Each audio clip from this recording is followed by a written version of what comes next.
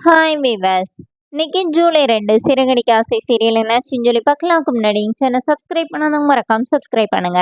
இன்னைக்கு என்ன அப்படின்னு சொல்லி பார்த்தீங்கன்னா, இங்க வந்து கவரிங் நகைன்னு சொல்லி கடையில வந்து கண்டுபிடிச்சிடுறாங்கல்ல. அப்புறமா அவங்க வந்து முத்துவை மீனாவை எந்திரிங்க, வந்து உட்காந்துட்டு ஜூஸ் சரி காஃபி தரலன்னு பேசிட்டு இருக்கீங்க.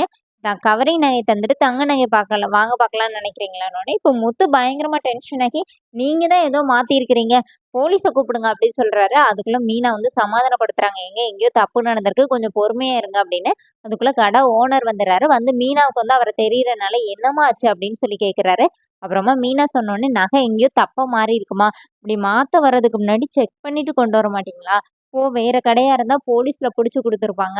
எங்கேயோ தப்பு நடந்திருக்கு போம்மான்னு சொல்லி அனுப்பி விட்டுருந்தாங்க. இப்போ முத்து வந்து உடனே ஃபோன் பண்ண எடுக்குறாரு. அப்ப மீனா வந்து தடுக்குறாங்க. என்ன பண்ண போறீங்கன்னோனே, அப்பா கிட்ட சொல்லி இப்ப என்ன நடந்துச்சுன்னு சொல்லி எனக்கு தெரியணும் அப்படின்னோனே, வாங்கன்னு சொல்லி மீனா இழுத்துட்டு போறாங்க.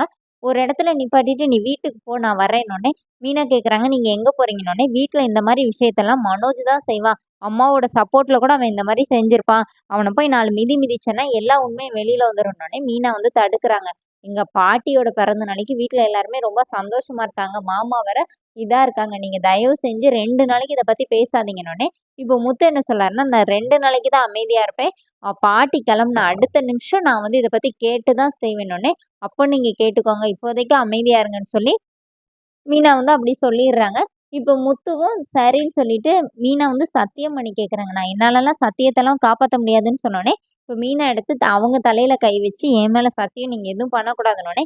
"அதான் உன் மேல சத்தியம் வாங்கிட்டேல்ல வா" அப்படின்னு சொல்லி வீட்டுக்கு கூட்டிட்டு வர்றாரு. இங்க வீட்ல வந்து பலூன் எல்லாம் ஊதி டெக்கரேஷன்லாம் பண்ணிட்டு இருக்காங்க. அண்ணாமலை ரொம்ப ஹேப்பியா இருக்கிறாரு. இப்போ விஜயா வந்து ரொம்ப டென்ஷனா இருக்காங்க. இவங்க 2 பேரும் எங்க போனாங்கன்னு தெரியலையேன்னு. மனோஜ் ரொம்ப ஃப்ரீயா இருக்கிறாரு. அப்போ விஜய் வந்து திட்டுறாங்க. "மாட்டுன நீயாடா மாட்டுவ, நான்லா மாட்டுவேன்" அப்படின்னு. கீழ எல்லாரும் பலூன் டெக்கரேஷன் பண்ணிட்டு இருக்காங்க. அப்ப முத்து வந்தோனே, முத்து கிட்ட வந்து அண்ணாமலை சொல்றாரு, "பாட்டியோட இதுக்கு இந்த மாரி இதெல்லாம் பண்ணணும்டா, நீ பண்ணு" அப்படின்னு. அப்போ முத்து பலூன ஊதி, ஊதி, ஊதி, ஊதி வெடிக்கவே வச்சுடுறாரு.